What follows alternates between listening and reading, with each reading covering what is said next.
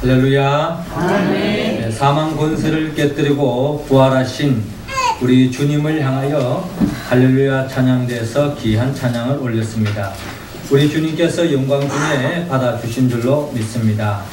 네, 찬양의 가사처럼 부활하신 주님으로 인하여 이 세상 속에서 생명 안에서 왕노릇하고 또한 죽음 그 이후에 하나님이 예비해 놓으신 천국에서 영생 복락하는 우리 모두가 되기를 주의 이름으로 축원합니다. 우리 옆 사람과 한번 인사 나눕시다. 예수님이 부활했습니다. 예수님이 부활했습니다.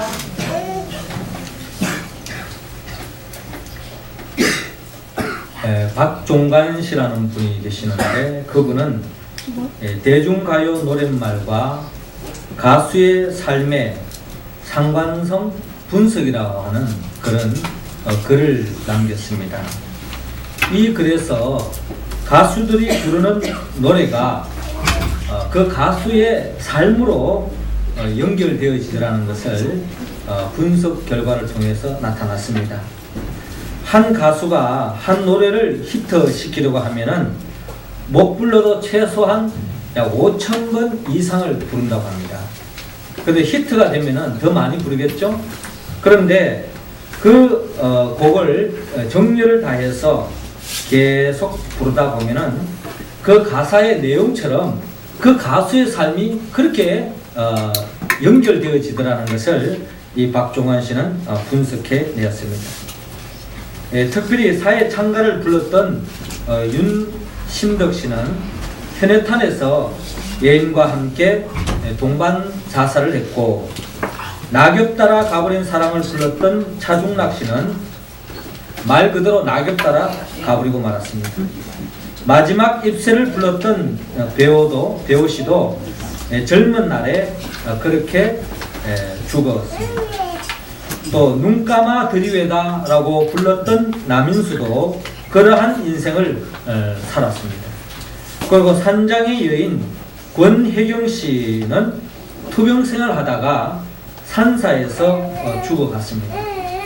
그리고 목포의 눈물에 이안녕의 생에도 눈물에 뒤덮인 생을 살았다는 것이 그의 주장인 것입니다. 그렇게 본다면 나름대로 그럴듯한 해석이라고 생각되어집니다. 예를 들어서 그 중에 산장의 여인이라는 노래를 불렀던 그 노랫말은 이렇게 우리에게 들려주고 있습니다.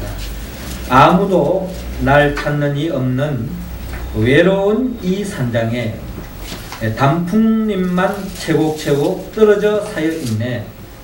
세상에 버림받고 사랑마저 물리친 몸, 병들어 쓰라린 가슴을 부여안고 나 홀로 재생의 길을 찾으며 외로이 살아가네. 한 그런 가사로 노래를 불렀는데, 결국 이 산장의 여인을 불렀던 이 권혜경 씨는 결국 병든 채 산사에서 비참한 생을 마감했다고 우리는 기사를 통하여 우리가 들은 바가 있습니다.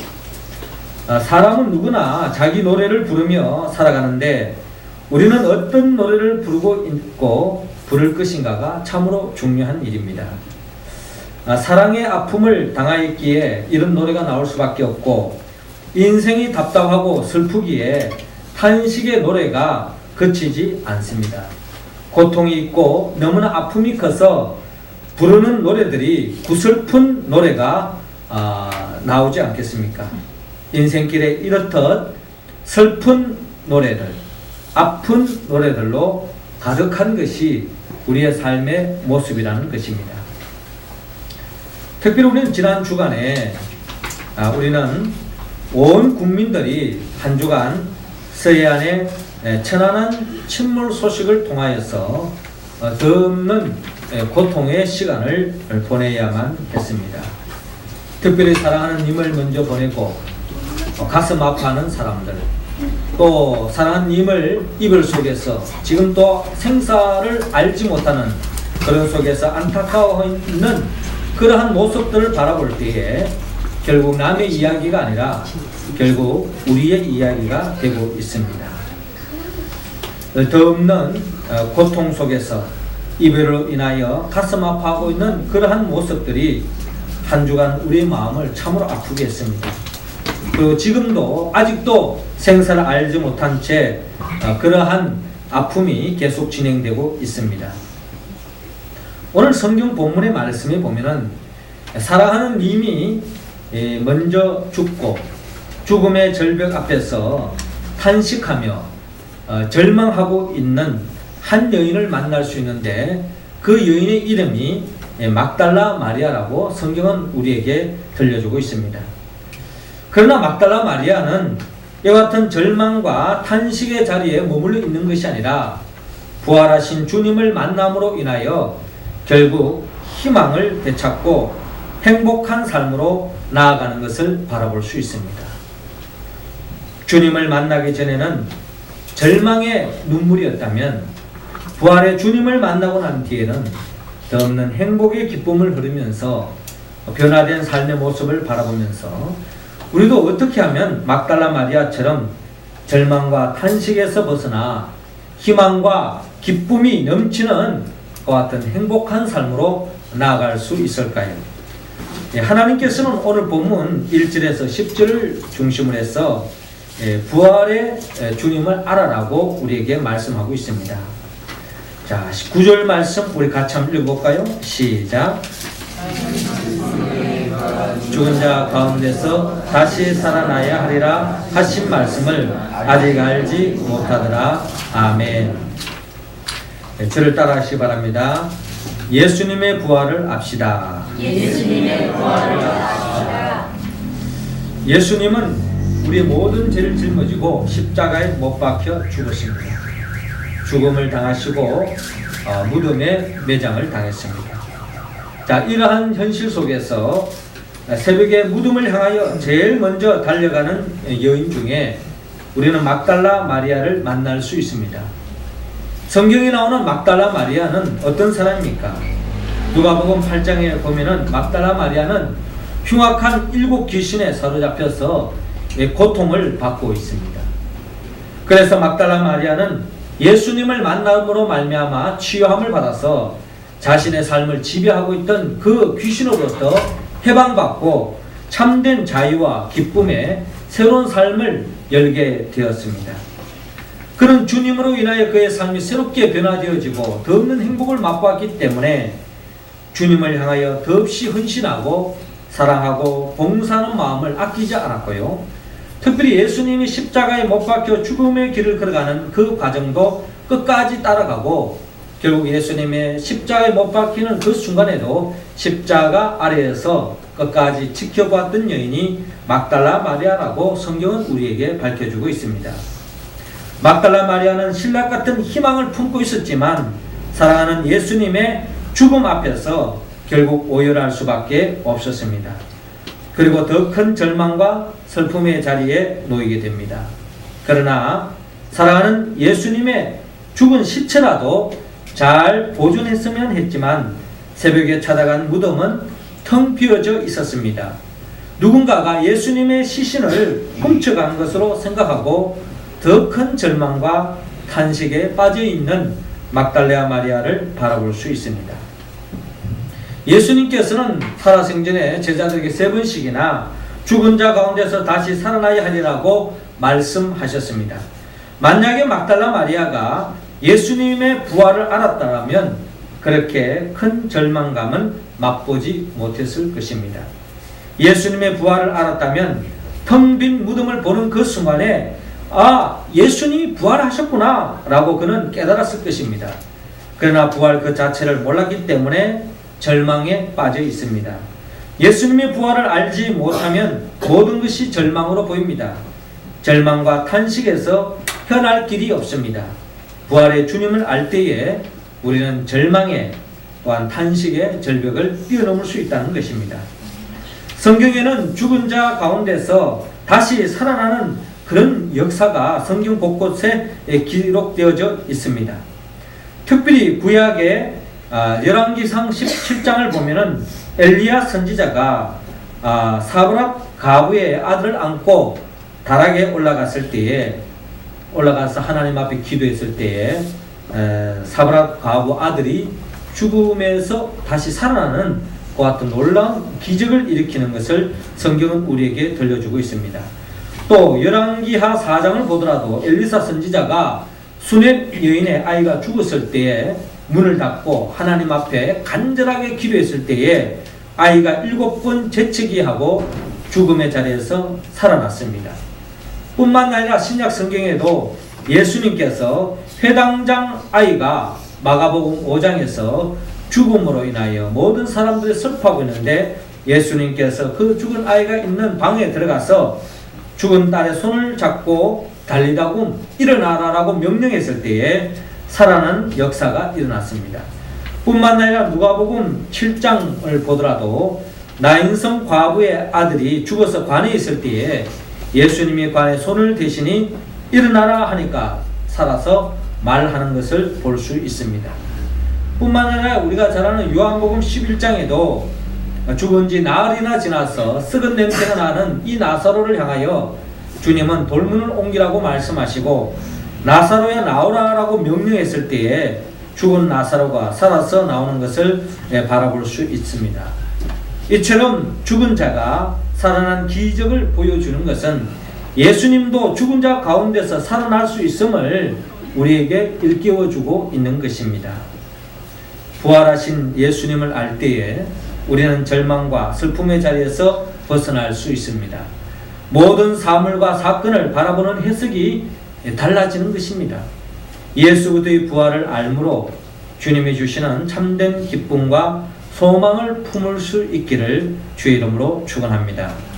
두 번째로 우리의 삶의 자리에 막달라 마리아처럼 절망하고 탄식할 수밖에 없는 삶의 자리에 있다 할지라도 희망과 기쁨이 넘치는 삶으로 나아가기 위해서는 하나님께서 오늘 본문 11절에서 15절을 통하여 예수님의 부활을 믿으라고 말씀하고 있습니다. 15절 말씀 우리 할렐루야 찬양 대원들 읽어주시기 바랍니다. 시작.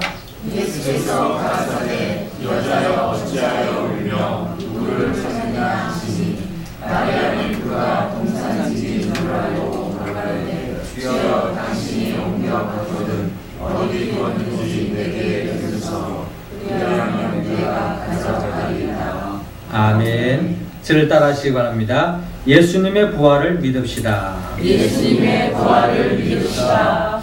예수님은 우리 모든 죄를 짊어지고 십자가에 못 박혀 죽었습니다. 그러나 죽은 자 가운데서 3일 만에 부활하셨습니다. 부활하신 주님은 지금도 대성통곡하고 있는 부활의 주님을 알지 못하고 울고 있는 이 막달라 마리아에게 다가가시고 만나주시고 대화를 나누시는 예수님을 만날 수 있습니다. 예수님은 부활했습니다.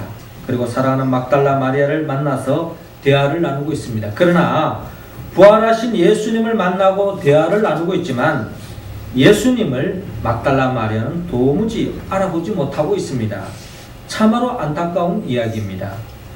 부활은 알지 못하고 믿지 못하는 사람은 죽은 사람이 다시 살아난다 할지라도 그리고 막달라 마리아처럼 부활하신 예수님을 대면하면서도 눈앞에 보고 있으면서도 그분이 예수님이라는 것을 믿을 수 없다는 것입니다. 우리는 부활의 예수님을 알고 믿을 때에 부활의 신비에 참여할 수 있고 부활의 축복을 경험할 수 있습니다. 부활하신 예수님을 통하여 부활에 대하여 알든 모르든 믿든 안 믿든 부활 그 자체는 존재한다고 성경은 증거하고 있습니다. 저는 부활절이 될 때마다 제가 여러분과 항상 나누고 싶은 이야기가 있습니다. 그 이야기는 바로 하루살이와 메뚜기와 개구리 이야기입니다. 어느 여름날 하루살이가 메뚜기와 함께 온종일 논에서 재밌게 놀았습니다. 그런데 이제 해가 저물고 서산에 기울게 되었는데 메뚜기가 하루살이에게 말을 했죠. 예, 이젠 저녁이 다 되었으니 오늘은 그만 놀고 내일 또 만나서 놀자라고 하루살이에게 메뚜기가 이야기했습니다. 그랬더니 하루살이가 하는 말이 예, 내일이 뭐니? 어떻게 내일 또 만나자고 하느냐? 이 하루살이에 있어서는 내일에 대한 시간 개념이 없는 거예요. 그래서 메뚜기가 이 내일에 대해서 이 하루살이에게 설명해 줍니다. 잠시 후면은 어둠이 짙어질 것이고 하늘의 별들이 반짝이고 모든 동물들이 다 잠을 자게 되어지는데 잠을 자는 이 밤이 지나고 나면은 내일이 온다라고 친절하게 설명해 주었습니다. 그랬더니 하루살이는 도저히 이 메뚜기가 하는 말을 이해를 할 수 없는 것입니다. 그리고 오히려 메뚜기를 보면서 날이 더워서 정신이 나갔는가 보다. 정신이 나갔으니까 뭐 이상한 소리를 하는구나 라고 생각하면서 놀려댔습니다. 그 후로 메뚜기는 그 다음날 그 하루살이를 그 이후로 더 이상 보지 못했다고 하는 그런 이야기가 있습니다. 그래서 이 메뚜기가 이제 하루살이를 더 이상 만날 수 없어서 또 다른 친구와 사귀었는데 그 친구가 바로 맹꽁이였습니다. 개구리였습니다. 이 개구리를 만나서 한여름 동안 논에서 재밌게 놀았습니다. 그리고 이제 마침 여름이 지나고 이제 가을이 되어지고 점점 겨울이 다가오는 때였습니다. 그때 개구리가 메뚜기에게 이야기했습니다. 메뚜기야, 우리 내년에 다시 만나서 놀자꾸나. 원래 참 너랑 좋은 추억을 가졌는데 이제 여름이 지나고 이제 곧 겨울이 오니까 원래는 더 이상 놀 수 없으니까 내년에 만나자라고 이야기하는 겁니다. 그때 이 개구리가 한 말을 이 메뚜기가 알아들을 수가 없습니다. 내년? 도대체 내년이 뭐냐라고 개구리에게 물어보았습니다. 그때 개구리가 하는 말이 바로 내년에 대해서 상세하게 설명해 주었습니다.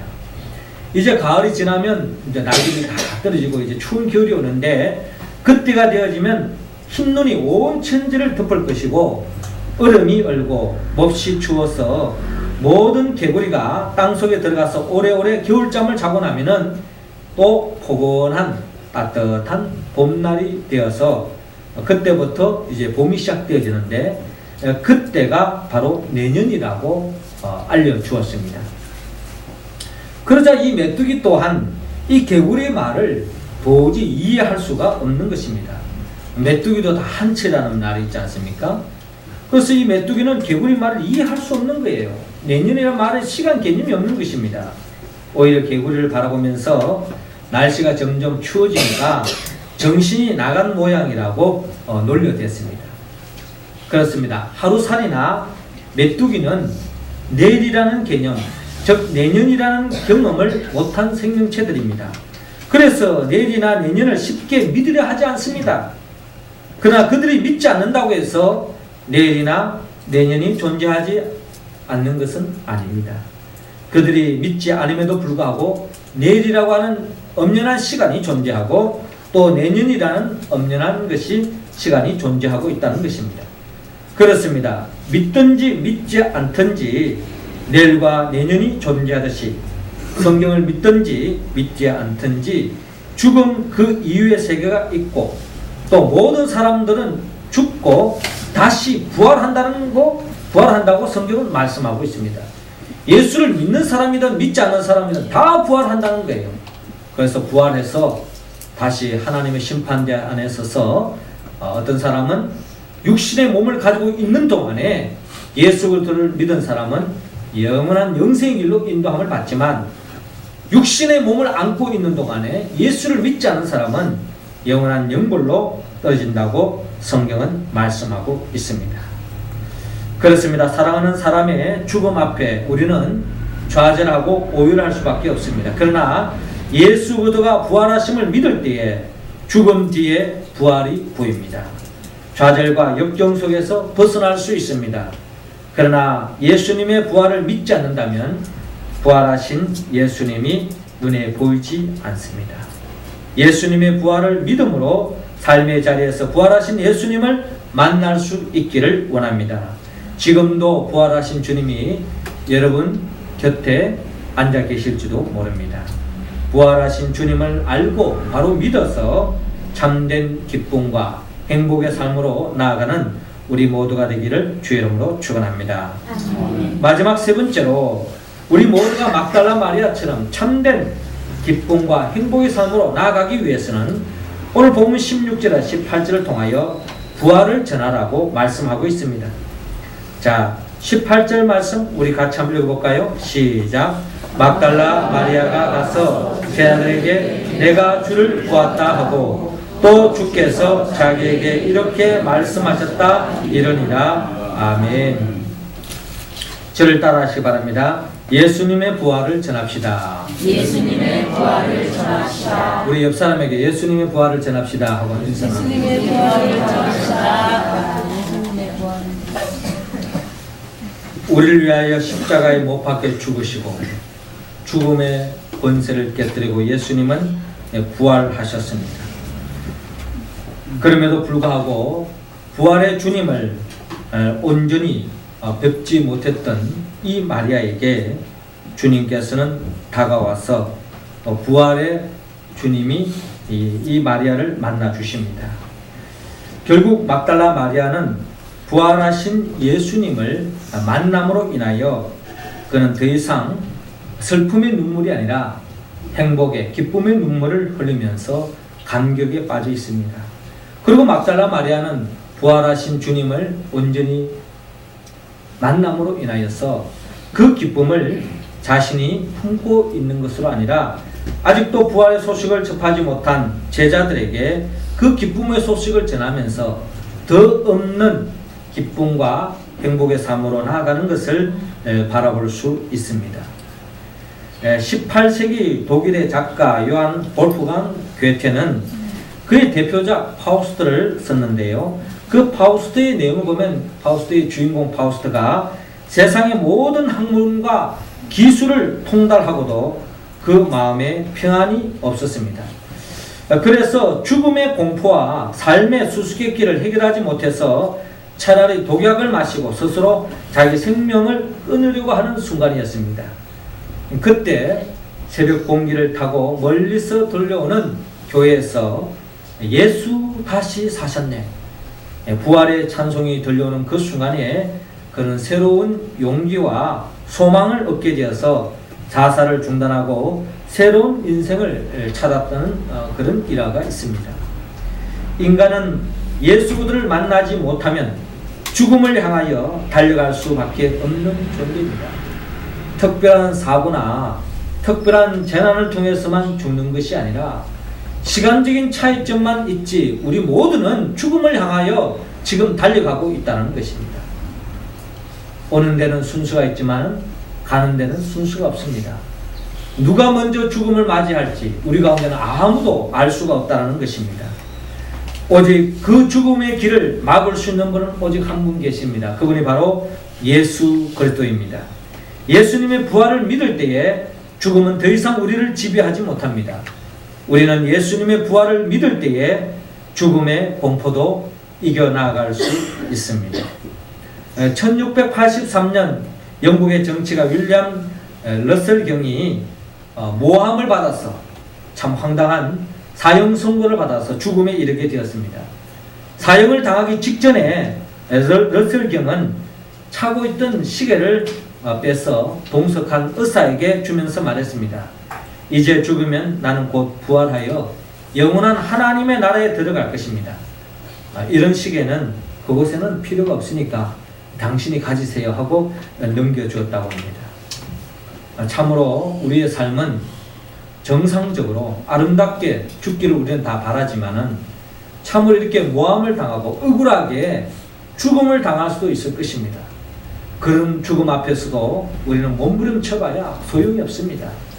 그러나 이 러셀경은 죽음 그 이후에 부활의 생명이 있다는 것을 믿기 때문에 비록 역사 앞에서 억울하게 죽음을 당하고 있는 사형장 앞에서도 담대하게, 담담하게, 당당하게 그 죽음을 받아들이고 죽음의 두려움을 떨쳐버리고 부활의 소망 가운데 승리하며 나아가는 모습을 바라봅니다. 부활이 없는 인간에게 죽음은 너무나 무거운 짐입니다. 그러나 부활을 믿는 사람에게는 죽음은 가벼운 짐입니다. 부활이 있기 때문에 죽음이 힘을 쓸 수 없습니다. 여러분 모두 부활의 신앙을 믿는 신앙으로 죽음의 공포를 이길 수 있기를 주의 이름으로 축원합니다. 사랑하는 성도 여러분, 하나님께서는 한치 앞을 내다볼 수 없고 또 죽음이 엄연히 우리의 삶의 한복판에 자리 잡고 있는 이 현실 속에서 또 사랑하는 님을 떠났을 때에 또 죽음 앞에 우리는 공포와 절망과 좌절 속에 끊임없이 살아갈 수밖에 없는 우리들을 구원하기 주기 위하여 이러한 불안으로부터 절망으로부터 벗어나게 하기 주기 위하여서 주님은 사망 권세를 깨뜨리고 부활했습니다. 이러한 부활을 바로 알고 또 이러한 부활의 역사적인 사실을 믿고 또 부활의 소식을 전하여서 결국 하나님께 영광 돌리고 부활의 삶으로 복된 삶을 살아가는 우리 모두가 되기를 주의 이름으로 축원합니다. 기도드리겠습니다. 생명의 영 보혜사 성령님이시여 이 시간 우리와 함께하여 주시옵소서. 특별히 부활의 영을 우리에게 더하여 주셔서 성령의 도우심으로 예수님의 부활을 알고 믿고 전함으로 부활의 기쁨을 누리고 하나님께 영광 돌리며 아직도 우리 주위에 죽음 그 이후의 세계를 알지 못하고 죽음 앞에 두려워하며 또 사랑하는 님의 죽음 앞에 또한 절망하고 좌절하는 진정 죽음의 세력에 짓눌려 있는 그 모두에게 부활의 소식을 전가하여서 진정한 참된 기쁨을 전가함으로 하나님께 영광 돌리며 나아가는 우리 모두가 되게 하여 주옵소서. 예수님의 이름으로 기도드리옵나이다. 아멘. 우리 다같이 찬송가 159장 우리 찬양하면서 준비하신 헌금을 드리겠습니다.